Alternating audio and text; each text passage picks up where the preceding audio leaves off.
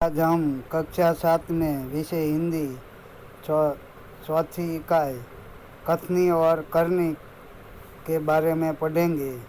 आज हम देखते हैं सभी मनुष्य को जो कहते भी कुछ और है और करते भी कुछ और है।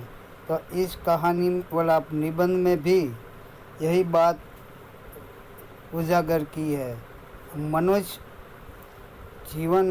मनुष्य को प्रभु ने अनमोल जीवन दिया है, लेकिन सभी प्राणियों में मनुष्य को प्रभु ने विशिष्ट शक्तियाँ प्रदान की है, क्योंकि सुंदर सा शरीर और जो मस्तिष्क में जो बुद्धि दी है, तो बुद्धि से हर मनुष्य इस संसार में बहुत अच्छे तरह से यानी कि अच्छे ढंग से अपना जीवन व्यतीत कर सकता है। मगर सभी लोग हर समय सही काम नहीं करते। कई बार मनुष्य कहता है कुछ, कहता भी और है और करता भी कुछ है। कई मनुष्यों की कथनी और करनी में अंतर देखने को मिलता है। इस बात को इस निबंध में प्रस्तुत की है। ईश्वर ने मनुष्य को अन्य प्राणियों से श्रेष्ठ बनाया है, कई गुणों से उसे संवारा है, क्योंकि जो बुद्धि है, बुद्धि सभी प्राणी में बुद्धि नहीं होती, मनुष्य ने ही बुद्धि दी है। इसका उसे अभिमान भी होता है, परंतु स्वयं को गुणों की खान समझने वाला व्यक्ति कई बार ऐसे कार्य करता है। यहाँ मुहावरे गुणों की खान होना यानी कि अपने को बुद्धिशाली समझना अथवा अपने को ज्ञानी समझना, जिन्हें वह गलत बताता है।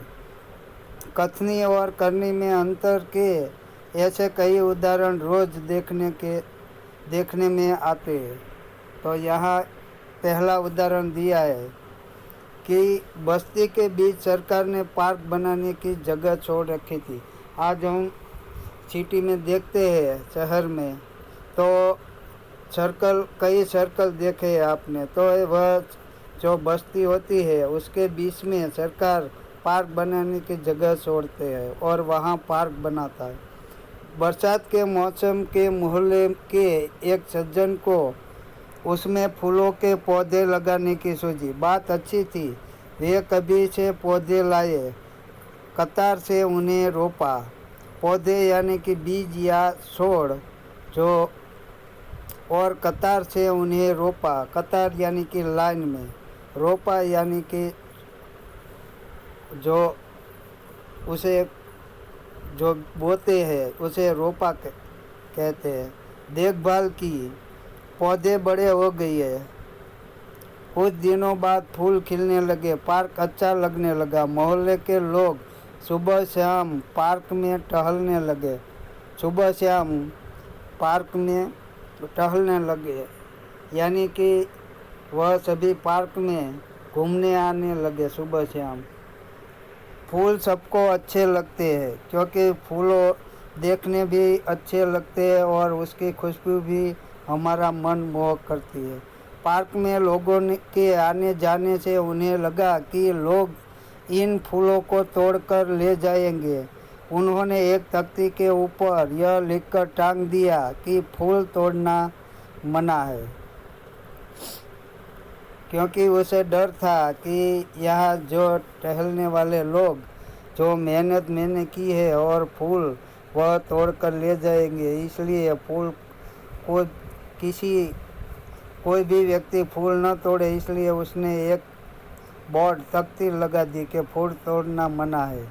आते जाते सब उसको पढ़ते, कोई भी फूल को नहीं तोड़ता। पर मज़े की बात तब सामने आई जब लोगों ने तख्ती लगाने वाले सज्जन को ही बड़े सवेरे जल्दी फूल तोड़ते देखा। वे अपनी शर्म मिटाने के लिए बोले, पूजा के लिए तोड़ रहा हूँ। जिसने भी तख्ती लगाई थी फूल तोड़ना मना है, वह बड़े सवेरे यानी कि सुबह की जो वहली सुबह होती है, सुबह का पहला पहर होता है, उस समय को बड़े सवेरे कहते हैं। तो किसी ने उसे फूल तोड़ते हुए देखा तो वह शर्म के मारे उसे जवाब देता है कि ये तो भगवान की पूजा के लिए मैंने तोड़ा है। बसों में लिखा होता है धूम्रपान कर निषेध है। धूम्रपान यानी कि धूम्रपान करना मना है। एक बार यात्रा करते हुए देखा कि एक यात्री ने बीड़ी जलाई और पीने लगा। उसे देखकर कंडक्टर ने कहा, भाई साहब, बस में बीड़ी सिगरेट पीना मना है। उसने जल्दी बीड़ी खिड़की से बाहर फेंकवा दी। तो बस में आप कभी भी बस में जाइए तो वहाँ बोर्ड लिखा होता है धूम्रपान करना निषेध है। तो इसी प्रकार धूम्रपान करने का निषेध का बोर्ड लिखा हुआ था। तो एक यात्री सिगरेट पी रहा था तो वह कंडक्टर उसे फेंकवा देता है। थोड़ी देर के बाद कंडक्टर ड्राइवर के कैबिन में जाकर बैठा, सिगरेट जलाई और दोनों पीने लगे। एक दूसरे यात्री ने यह देखा तो लिखे हुए वाक्य की तरफ इशारा करते हुए कंडक्टर से कहने लगे, भाई साहब, बस में सिगरेट पीना मना है। इस पर कंडक्टर शीघ्र बोल उठा, यह वाक्य आपके लिए है, न कि हमारे लिए। यहाँ व्यक्ति कहता भी कुछ और है और करता भी कुछ है। थोड़ी देर पहले यात्री की सिगरेट उसने फेंकवा दी थी। थोड़ी देर के बाद वह और ड्राइवर दोनों सिगरेट जलाकर वह पीने लगा। जो बस में एक यात्री थे उसने बोर्ड की तरफ इशारा करके उसे कहता है, सबक सिखाने के लिए ये बोर्ड दिखाता है। तो वह कहता है कि यह वाक्य आपके लिए यानी कि यात्री के लिए है, हमारे लिए नहीं है। इस प्रकार व्यक्ति बोलता भी कुछ और है और करता भी कुछ और है।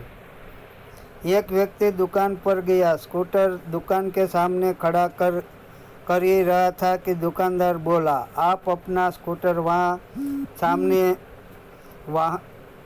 सामने वाहन रखने के स्थान पर खड़ा करके आइए। सज्जन ने कहा, मुझे ज़्यादा समय तक थोड़े ही रुकना है, मैं तो सामान लेकर अभी चला जाऊंगा।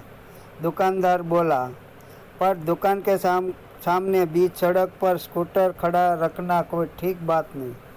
तो दुकान के सामने वो ग्राहक ने स्कूटर खड़ा किया तो दुकानदार कहता है कि वहाँ जो पार्किंग की जगह है स्कूटर खड़ा करने की, वहाँ तुम स्कूटर रखवा दो तो रख दो। तो ग्राहक कहता है, मुझे ज़्यादा देर तक नहीं रुकना, मैं सामान लेकर जल्दी चला जाऊंगा। सज्जन ने स्कूटर वाहन खड़ा करने के स्थान पर ले जाकर खड़ा किया और वापस आकर खरीदने लगे। इतने में स्कूटर लेकर दुकान पर एक लड़का आया। स्कूटर दुकान के सामने खड़ा करके वह दुकान के अंदर चला गया। इस पर उस सज्जन ने दुकानदार से कहा, आपने इसे मना नहीं किया। वह बोला, यह मेरा बेटा है। जो थोड़ी देर पहले ही ग्राहक का स्कूटर दूसरी जगह उसने खड़ा करने के लिए कहा था, तो उसके बाद उसका लड़का आता है तो वह कहता है, जब मानो कि यह जगह उसी की हो। इसी प्रकार कहता है, ये तो मेरा बेटा है, वह किसी भी जगह स्कूटर रखे तो हमें कोई आपत्ति नहीं है, लेकिन तुम रखो तो हमें आपत्ति है। ऐसे कहने का उसका तात्पर्य है। कुछ लोग ऐसे भी होते हैं जो आदर्श की बातें करते हैं, लेकिन जब उन्हें अपनाना पड़े तो वे आदर्श भूल जाते हैं। तो समाज में हम ऐसे कई लोग हमें देखने मिलते हैं कि बड़े बड़े आदर्श की बात करते हैं, लेकिन जब उसे आचरण में लाने की बात आती है तो वह उसे आचरण में नहीं लाते और बड़ी बड़ी बातें ही करते हैं। तो आज हम यहाँ तक पढ़ते हैं। अगला पैराग्राफ से हम अगले लेक्चर में शुरू करेंगे।